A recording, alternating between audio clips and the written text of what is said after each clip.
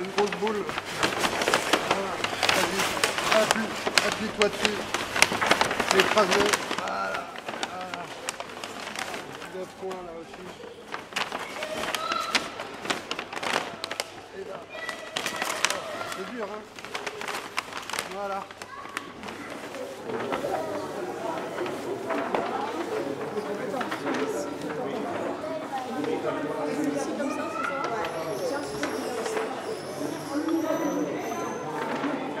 Pour le petit pliage, on sert des doigts en fait. Et puis là pour le grand, on sert des mains, donc on n'a que 2 bras.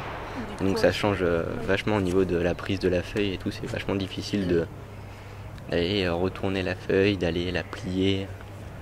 Bah oui, parce qu'elle est plus grande que nous la feuille. Ouais.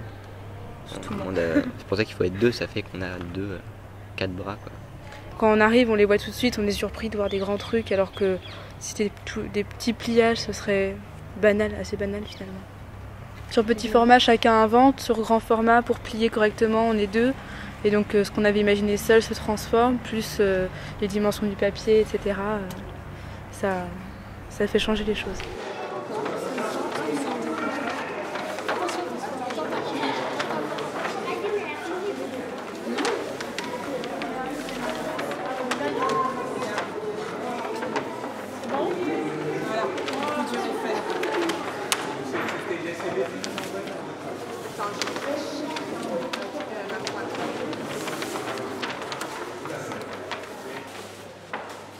On se fait un prototype dans la tête, d'une certaine façon, on imagine, parce qu'on avait fait une sorte de poteau et on s'est dit on va poser quelque chose par-dessus, sauf que les dimensions qu'on a imaginées, qu'on a refaites, n'étaient pas les bonnes, donc finalement c'est une part d'imprévu, mais c'est aussi intéressant parce que on arrive à des choses qu'on n'avait justement pas prévues et c'est peut-être plus drôle finalement que faire quelque chose de petit et reproduire exactement la même chose en grand, c'est moins intéressant.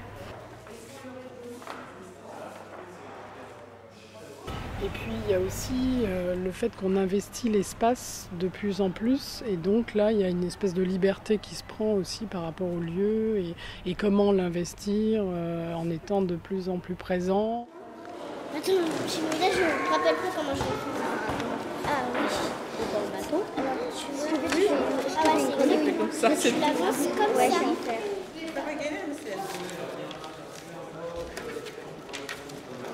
C'est que ça tienne debout en évitant de sceller de scotch ou de mur, chaise.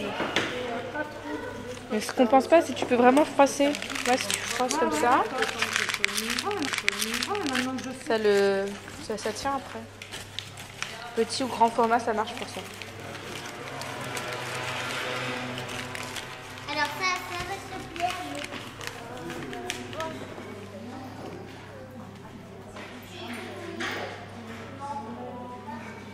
Je vois une cascade, de l'eau qui dégouline, des montagnes, des stalagmites et des stalactites. Ça ressemble à un lit qui flotte et qui vole au-dessus des nuages. Tu sais, comme Bachung.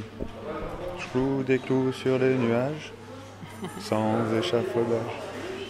Voilà. Et ben en fait j'ai fait une boule et après j'ai déplié un peu et ça fait ça. Je sais pas ce que c'est. J'ai imaginé dans ma tête, moi. J'ai fait une grosse pierre en forme de chien, sauf qu'elle est blanche.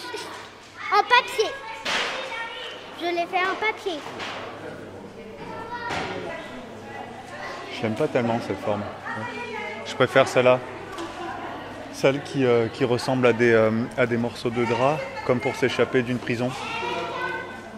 Mais des morceaux de drap en papier où tu peux pas vraiment utiliser parce qu'autrement évidemment tout s'effrite. C'est un peu ça le dessin et le volume, enfin l'art. C'est une manière de s'évader aussi.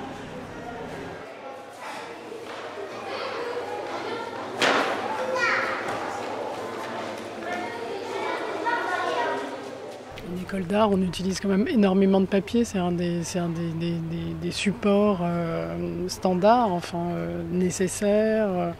Donc voilà, c'était partir de ce support évident pour une école d'art et l'utiliser à une autre échelle et le montrer peut-être de façon effectivement envahissante et sous des formes un peu inhabituelles. Une façon d'utiliser le papier en 3 dimensions aussi, ça m'intéressait dans le cadre de ces ateliers qui traitent plutôt du volume et de l'installation.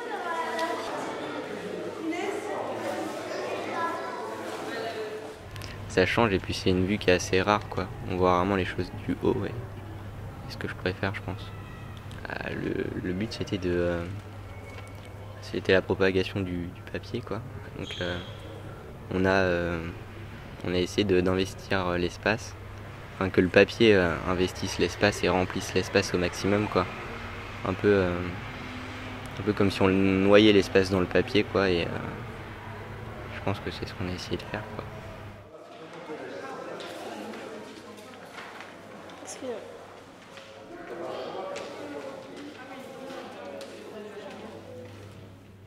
C'est vrai qu'il y a une forme de surprise, enfin on ne sait absolument pas ce que les gens vont proposer.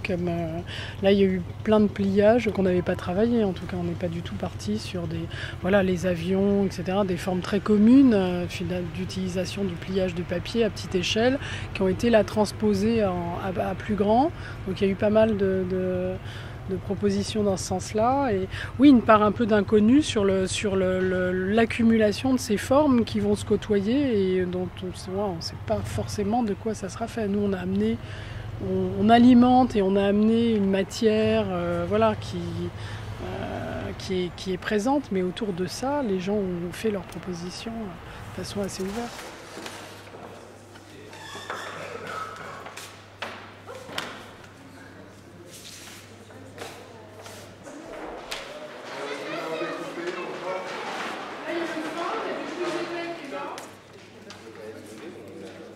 Ce qui était amusant, c'est qu'on est dans une école d'art, donc les gens qui ont participé font pas tous partie des cours d'art plastique et des cours de musique, les cours de danse, et chacun a pu se retrouver dans ce pliage malgré sa spécificité artistique, entre guillemets.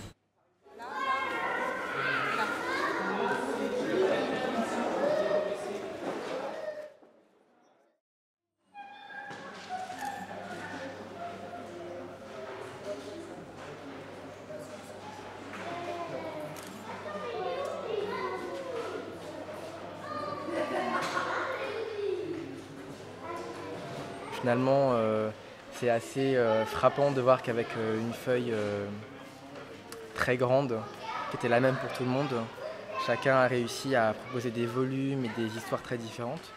Et pour moi, en fait, la métaphore, elle est par rapport au corps, que finalement, on a tous un corps, en tout cas proportionné, avec des membres qui sont les mêmes. Et qu'en même temps, à travers la danse, on arrive justement à faire surgir autre chose qu'un corps et à amener une poésie.